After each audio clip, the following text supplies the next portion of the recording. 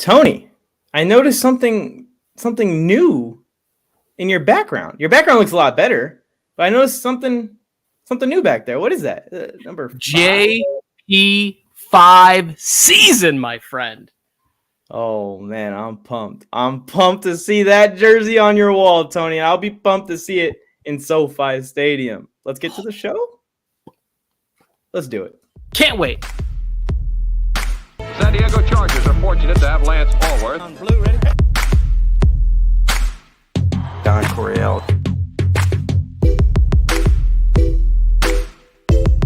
Hello, history books. Touchdown, San Diego! Woo!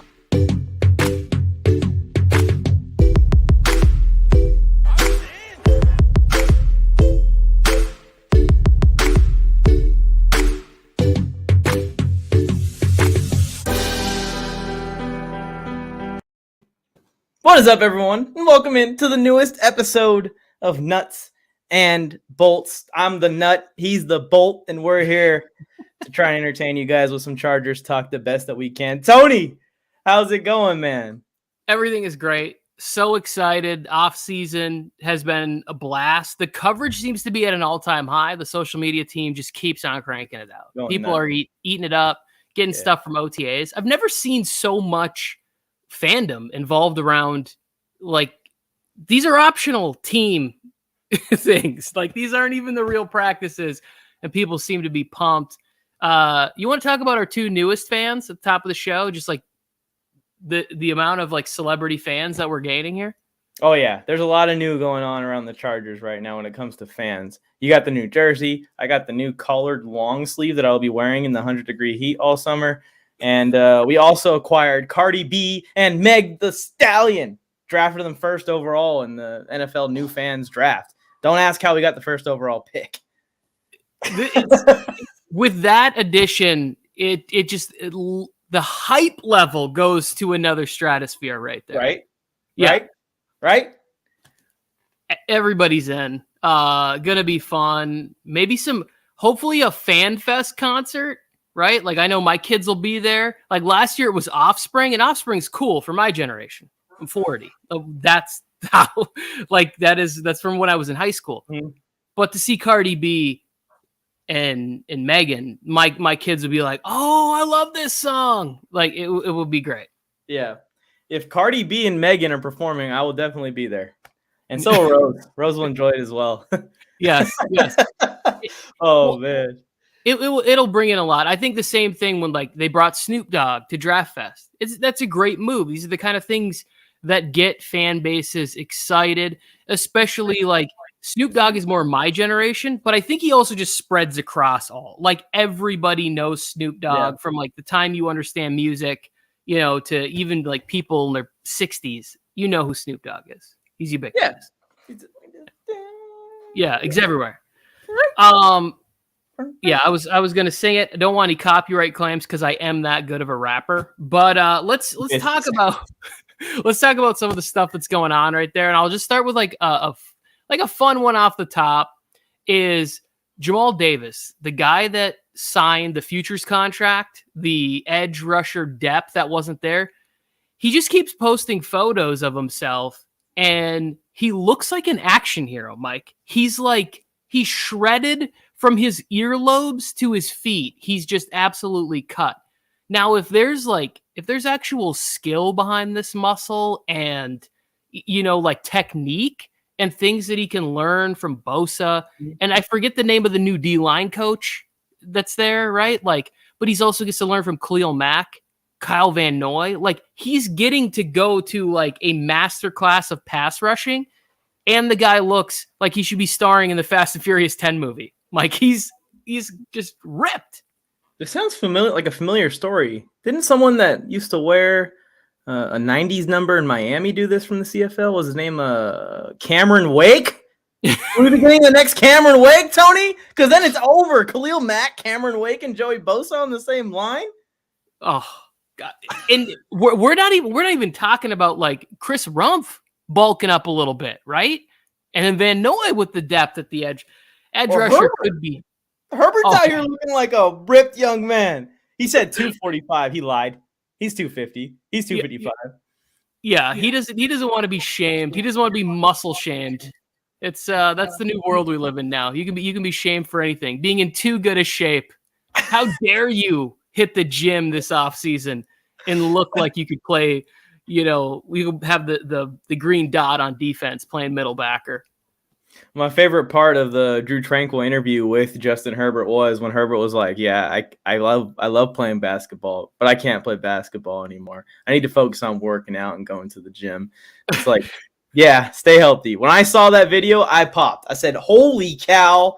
I mean, you're 6'6", so you should be able to dunk, but you shouldn't be able to like do it in transition and so smoothly like that. And then, of course, I did some research. He played basketball his whole life, also with football and baseball and golf and all these other sports, but when I saw that and I saw him like rise up like that, my heart sank because I was like, why did someone send me this video at first? That was my first thought. This man's flying through the air like an NBA player, and he's a you got to quarterback check in the source. And I get that portion of it, right? Where it's like, I worry about that. And that's the thing that sucks is that when you get to this level, you're an asset to an organization and you no longer can be doing this. He's going to be signing like a $500 million contract pretty soon.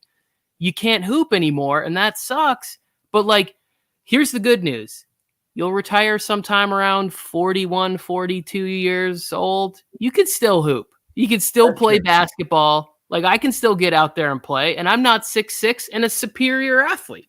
So, like, he's still got, like, years to play. It does suck that, like, you can't do certain things anymore. Yeah, it's true. And there's cameras everywhere when you become a star in Los Angeles. It's kind of ironic, but perfect for us. But kind of ironic that Herbert became the star of this team. Imagine if like Kyler Murray was a star of an LA team or something, and how different the distractions would affect a player that's already kind of glued to his phone. I agree. I think he is the perfect person to be a superstar in Los Angeles because there's a lot of young people that wouldn't be able to resist. There's no way you can't tell me that there aren't actresses out there inviting him to red carpet events, right? Like, hey, let's have some arm candy for this event. He's the star quarterback of the new trendy, wonderful Super Bowl winning team in Los Angeles. Well, I am projecting a little bit what's going to happen in 2023, but you get the point. By next Oscar season, he'll be rocking a Super Bowl ring on the red carpet somewhere. But probably be 260 by then. It's just suit coach's stitches. They're like, Justin, turn this way. Yeah, he goes the whole trophy, the whole thing rips, just the whole part of the shirt right there. All right, what's next for us here, Tony? Also, real quick, kid that he took the picture with, it helped. It's like when you want to scale something, like I don't know that guy. He looked good. He's got the Padres cap on and stuff, but that guy was like 5'7". Like it makes you look that much bigger when you're in Herbert's armpit for a photo. It makes you look even more. And the girl's like, she's taking the photo like which can should I hold? Yeah. I'm gonna use this dime for scale. All right, let's go from an OTA conversation. And if you're new to this channel, please hit subscribe. We have a lot of fun, and it's going to continue all season long. But also, I'm not really good with getting quotes, so I just sort of get the gist of something. But Derwin James, on the mic at OTAs afterwards, not only did he feel more like a leader, but he talked about embracing the leadership role on this defense. And Mike, it's such a difference, the amount of confidence that he has that I feel like Staley's instilled and Telesco and the confidence of this team in this offseason. He just feels like he's really in control of what's going on. And he embraces that, like, oh, I'm going to get the mic and I'm going to say the right thing, the professional thing. I'm going to ignore some of these reporters are trying to bait him into saying some stuff or contract talk. Skips it. He's just embracing the leadership role, and I absolutely love it. Yeah, pretty pumped to see that out of Derwin too. Obviously, he's been a leader on this team already, but there is that next level of leadership. And I'm just so glad that him and Eric Weddle, even though Derwin, had to deal with injuries and stuff, but early on in his career, I think for 2 years, him and Eric Weddle overlapped. So he had a little bit of a mentor there on the same roster, whether Derwin was healthy or not healthy. I know his rookie year, he was healthy for most of it with Eric Weddle on the field. So that's pretty cool to see. And Eric Weddle was the leader of the defense before. So pass the torch off to Derwin. Bosa is a leader, but Bosa's more of like a leader by action type of player. He's going to go out there and take care of business. If he has to talk to you about something, it's going to be mostly curse words, I have a feeling, just based off of the mic'd up clips that I've heard from him. So it would be good to have Derwin be that fiery leader. He's in the secondary. He's coming down into the box to play linebacker. He's even pass rushing with the D lineman. I mean, he's kind of perfect for that role. And the more and more him and Herbert grow, the more and more those guys are going to become leaders and continue to push everyone around them and make everyone on the team around them that much better. And I'm pumped. I'm so pumped to see how well Derwin and JC work together. I know JC's not at OTAs because they are voluntary. Voluntary is the word I want to highlight there. But JC, Derwin, Bosa, Mac, that secondary's got secondary and D-line, but the defense has 4 guys who are leaders and could be best defensive players on other teams. They do, and I think that like even a guy like Kyle Van Noy can come in, and there's different types of leadership roles, because there's the experience role, like within the defense. There's the person who wants to be first to the mic. Like after tough losses, you need somebody that goes there and just says, "Nah, it was just an off day. We're going to be right back in the lab, and we're going to be ready to go and just crush moving forward." I like the presence that I saw there, where I was just like, okay, this is another level of confidence that they're taking it to, which I think will definitely be displayed on the field. I was excited about that. Staley was also at OTAs. He talked about a few things. Right tackle position.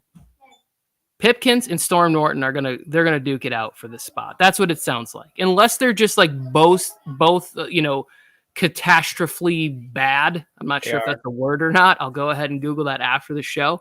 But I don't know. I'm rooting for Trey Pipkins. I think could be something there. That's Bernice. Say hi. What's up? I think Pipkins could turn a corner. We're going into what, year 3 now? Yeah. This could be a nice turn of the page, and maybe he wins the battle. Let's just be optimistic. Pro Bowl season for Pipkins. I saw somebody put it on Twitter. I want to put it in the universe, Mike. Why are you denying me of this joy?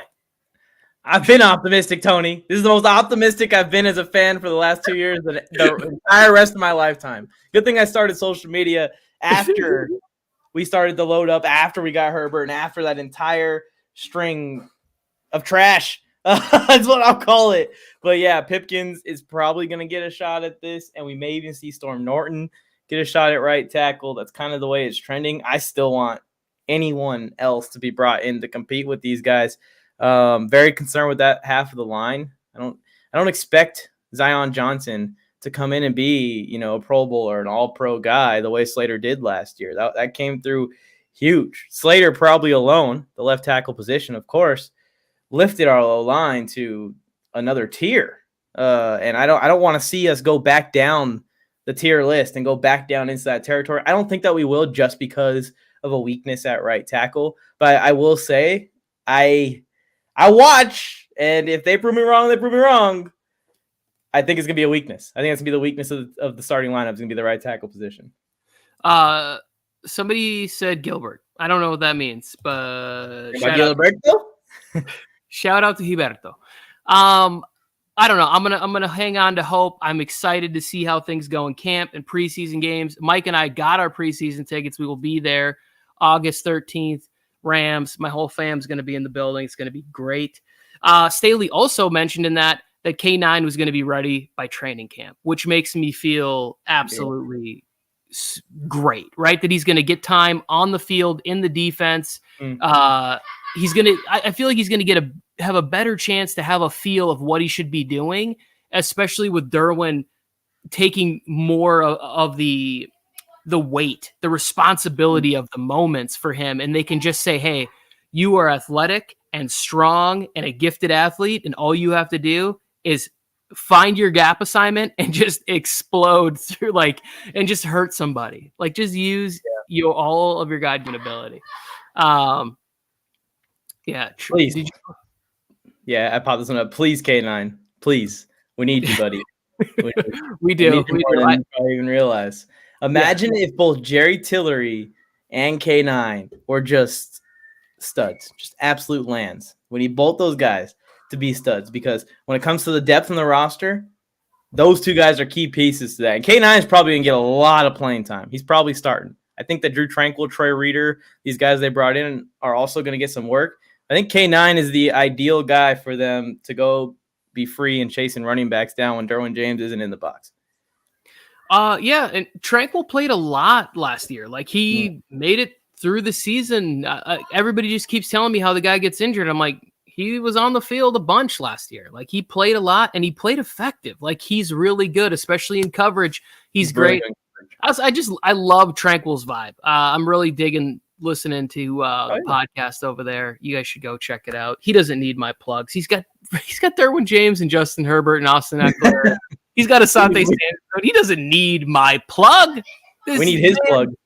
Drew, we need you on our show. Drew, what's going on, bro? Let's sit down and talk family, faith, all that good stuff. So you talked about Tillery real quick. Let's talk about that. He did not show up at OTAs.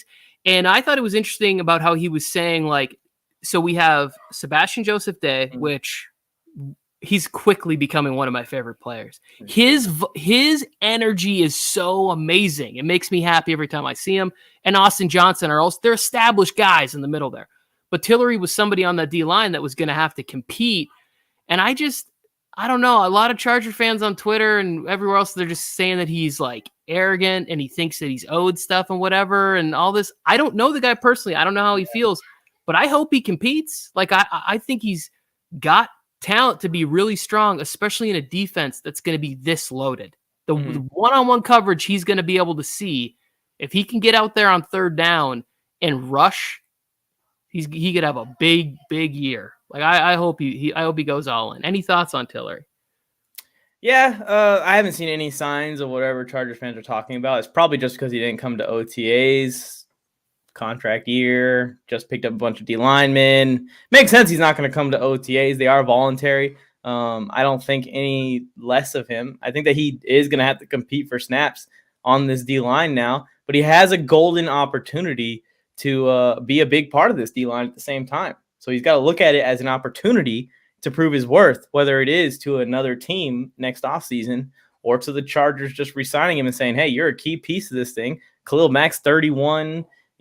Sebastian Joseph Day is young, but Bosa is getting up there. He's like getting into his late 20s here in the next couple of years. Like maybe we do want to keep Tillery around because he balled out in his contract year. So I think Tillery is going to compete for it.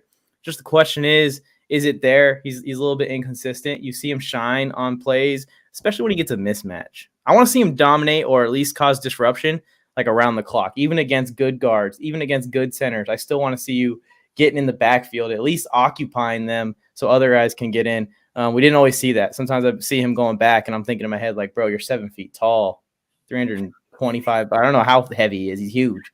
Like, don't be put backwards. In the team photo, you're like, whose belly button is that? You're like, oh, that's Tillery. He's right there. They couldn't fit him in frame because he's so damn tall. I do have hope for him. Young player, was a first-round pick for a reason. When you saw his college tape, you're like, this guy dominated a lot. I think that he can find it. It just comes down to doing it on the field, putting it on tape for the coaching staff to see. We just signed Darrell Williams. The running back?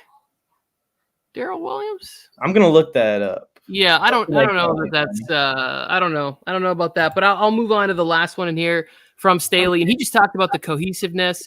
Mike, this is something that I've been talking about all offseason. Was that going into year 2? This is the main advantage. We're getting repeat here. Echo. Oh, I'm sorry. I don't hear any echo. I'm looking at the news. Darrell Williams is a former tackle for the Buffalo Bills, someone that I actually thought the Chargers might look at. I've heard his name a couple times. Okay. But I do not see like news that we signed him or anything like that. I think that did they actually just sign him? Who reported this? That would be huge. That would make me feel a lot better immediately about the right tackle position. It's like the last guy that's not named Eric Fisher available to be signed.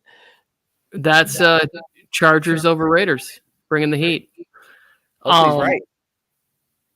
Cohesiveness, year 2. Daly talked about it, about how nice it is to be able to go in and they're speaking the same language when they're calling plays and having that, and also just how he's like able to the relationship building that he's having, right? You watch him walk through in that mic'd up session that they put out, and he's talking to everybody and how's the family, doing all of the things that you want from a great uniter, a great leader. Was really great. And that's the big advantage that we have coming into this division. Raiders new coach, Broncos new coach and QB, Chiefs lost Tyreek Hill. Like, they got to find cohesiveness in that passing game. So I love it. I love that everybody's back, and they strengthened the weakness last year that I believe kept this team from being like 13-4 probably. So. Oh yeah, and Herbert was talking about it too in that Drew Tranquil interview about going into year 2 of this, and he's talked about in other interviews as well, the few that he does. Year 2 of the offense is a big deal to him because he hasn't had a year 2 of an offense since like high school. I believe it was like junior to senior year was the last time he had of high school, not college. College, it changed each year, and then in the NFL, it's changed each year. He's pumped to have that second year in the offense where there's not a lot of learning. It's more of just installing new tweaks and improving and being able to do it without much thought. Just go out there and execute the plays without having to think about it too much. And it's not just Herbert that's entering the second year on the team, like you said. The whole team is damn near. And the guys that aren't played in the system already, and Sebastian Joseph Day and Khalil Mack and all these guys. Yeah, I caught a clip from Mike Williams on the Rich Eisen show, and he was talking about how they were, even by the end of the year, it was just a nod, and they were on the same page, and they were really in sync. And you saw them in that Steelers game down the sideline where it was just like, hey, they're showing a look right here where if that corner comes, all you got to do is just throw your hand up out there. There you go. Yeah. Diego, before we move on to the next thing, Diego Reds, what chances Derwin re-signs? I think they're great. This is something that I don't worry about at all. I think this organization wants to take care of him, will take care of him, will probably, and obviously I have no knowledge, but I think a big signing like this will be announced sometime in mid to late June, July, whatever. It'll be a big announcement. They have to reshuffle everything, sign the rookies. They're reevaluating, evaluating rookies and undrafted free agents and free agents that they may have brought in on smaller deals. But I cannot imagine a scenario. If anything, I think Nas is the person who might walk in free agency next year, not Derwin. Like that, Nas is the person I'm more concerned about losing with the JT Woods draft pick. If JT is the kind of baller that I was hoping for when I shouted and screamed when he got drafted during our live show. Yeah, I'm not too concerned about it either because the Chargers, they just featured Derwin James. Derwin James is featured at the front of everything as like the second star on this team. That would be like if the Rams were just like, all right, you know what? We're just done with Jalen Ramsey. We're just going to let him go. I do have hope, though, that one day, if Derwin does resign, when Derwin does resign, that in Jalen Ramsey's twilight years, he might come over. It might happen. Say that again, Mike. I said in Jalen Ramsey's twilight years, maybe there's a chance that he comes over. Can you hear me? No, I can hear you. I just want you to just keep saying it, Mike. I mean, JC, Jalen, Derwin, Khalil. I mean, Bosa. When does it end? We win, Mike. Look, you hit every win. We win. That's who wins. Yeah, it's true. If Sean McVay and Aaron Donald actually would have went ahead and been true to their word, mans of their word, and retired, maybe Jalen would have been like, see ya, won my chip, I'm out. HH4 said Nas 0 interceptions last year. I know, and I think there was like a lot of fans I talked to were kind of upset about some of the tackling, but I feel like he's another person with all the talent that is on this defense. It makes even like guys that are average level, it raises them up another notch, right? It allows for their abilities for the exact thing that they do, right? Like you watch Belichick's defense a lot of times, like there's players that fit so nicely there because you can use them specifically for scheme and stuff like that. JT Wood's speed is going to make him amazing in the fourth quarter when the Chargers are up 20 points. It's like, hey, you're playing the deep part of the field and you just get to go chase down footballs and make late game interceptions. That's why I think people are going to be like, this JT Woods is crazy because he's going to have some opportunity with crazy pass rush, desperate quarterbacks heaving it up, and a guy who runs 4.28 speed is out there just cherry picking, little lollipops out there in center field. The middle of the field. Yeah, he's going to be like a center fielder. It is interesting because the thing with Nas to me has always been that he's a very good, technically sound guy. He rarely gets burned, rarely blows a coverage, but just isn't the best playmaker on the football when it's up in the air, which as a free safety is kind of one of the biggest parts of being a free safety. And it almost seems like he's always right there to make a play. And first game of the year last year, I think I was telling you about this or someone about this like an hour before the game started about Nas. And then in the game, he has an easy interception and the ball kind of like slowly floats down. And Terry McLaurin makes a phenomenal catch on the sideline. But it's like Nas is right there in perfect position. Fitzmagic was still in the game and just threw the ball up for grabs, and he just couldn't make the play on it. And that is something that they drafted JT Woods, where that's his strength. He's just a maniac. He's just running around like crazy trying to intercept balls and bat balls around. Heartbreak right there. The heartbreak. Yeah.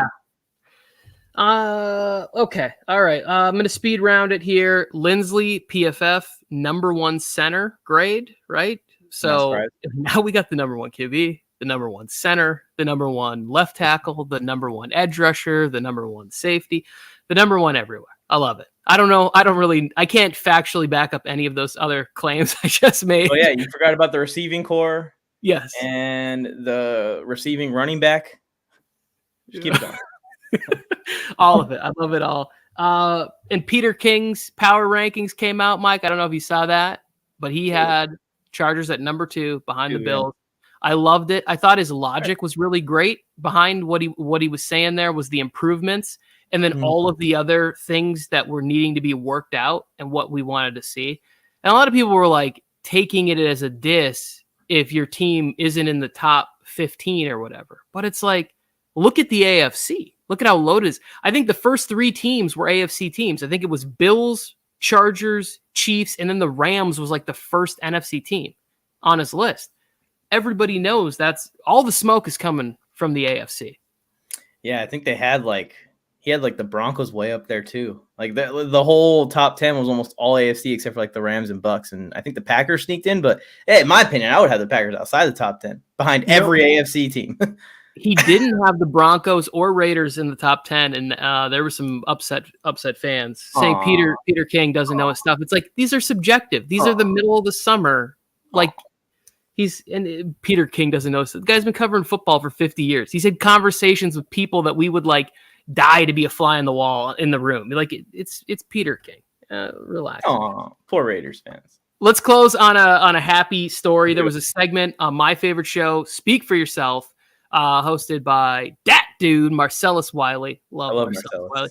But he went and made a statement where he said that last season, Herbert actually passed Mahomes as far as like ability in this league, right? Like as the better quarterback in the NFL, that the team just needed to catch up.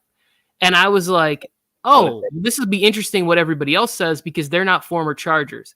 Bucky Brooks agreed with him about the statement. And then TJ Houshmandzadeh came around by the end and said, yes. He said, Patrick Mahomes has been fortunate to have a better team, better coach, and those things have helped. And if those other things catch up, Herbert will be at that level or better than Mahomes going forward. It made me so happy. I almost like cut it out, like recorded it on my TV and was like, Mike, watch this. It's such a beautiful conversation. Oh yeah. We're ready to take that next step as a team around Herbert, especially the defense, man. The defense and of course the coaching, but the defense has been almost an Achilles heel, a little bit of an anchor when it comes to, letting teams run the ball all over us, which is not good for the offense because the offense has less time to try and score the football. And talking about the Chiefs and their team getting worse, Chiefs fans are not ready to accept what's about to happen this year. They really aren't. I've been making posts all week about the Chiefs, and I'm going off on the Chiefs this offseason. And I've seen more than 10, I don't know how many. I've seen just countless amount of comments calling Tyreek Hill all overrated all of a sudden. This guy was a god last offseason, according to the Chiefs fan. Unguardable. Not a single soul in the league stands a chance against Tyreek Hill. But now he's overrated, and a guy like Sky Moore can come in his rookie year and do the same thing. It's funny how that works. It is very funny how fast fans will abandon players that they loved and talked about, in crazy standards. And now they wear a different jersey and they were overrated. We will go out on this comment from, I'm going to go with established in 96. I don't know what ETS means. The 51 defense with Derwin at the linebacker position. Kyle Van Noy start, where Bosa started last year, edge out linebacker. Bosa back to putting his hand in the dirt. 5 DBs in the backfield, bolt up. I love it. I think there's going to be so many different arrangements that he's going to have with all the speed. And just imagine if you can get some of these other faster guys up to, like, by the end of the year, if you can coach up Dean Leonard or Jasir Taylor. I know these guys are probably going to be special teams contributors, right? Like, which I love. I love the fact that we're going to have some gunners that can fly and can Jasir can tackle for sure. LAOG. I've been listening to some of his streams. Great stuff. Loves the Bolts. Thank you for stopping in here. We appreciate everybody who came in, watched, saw a lot of people in there. If you're new, subscribe. Let's hang out and keep talking about Chargers football. And love to see the chat heating up today. Mike, you got anything before we take off? No, nothing specific. Appreciate you guys for tuning in. Really quick episode. All we're talking about is OTAs. We got a long time until the season starts, but don't you guys worry. Me and Tony are the most creative Chargers fans on the planet. We'll figure out stuff to talk about every single week. We appreciate you guys for tuning in. If you did tune in towards the end of the live, just replay it. Send it back to the beginning. You can watch everything we talked about. We talked about a bunch of stuff, kind of like a mixed bag on this episode. Anything from Bernice? Tony, any last words? She said, "Bold up." Is that what her voice sounds like? I don't know why she sounds like an old dying ghost. I don't know why I chose that. I should have done better. Let's party. Tony. Let's party. Let's get out of here. Party. Hey, Tony. Yeah. It's a nice jersey you got back there. JP5 season. San Diego Chargers are fortunate to have Lance Allworth. Don Coryell.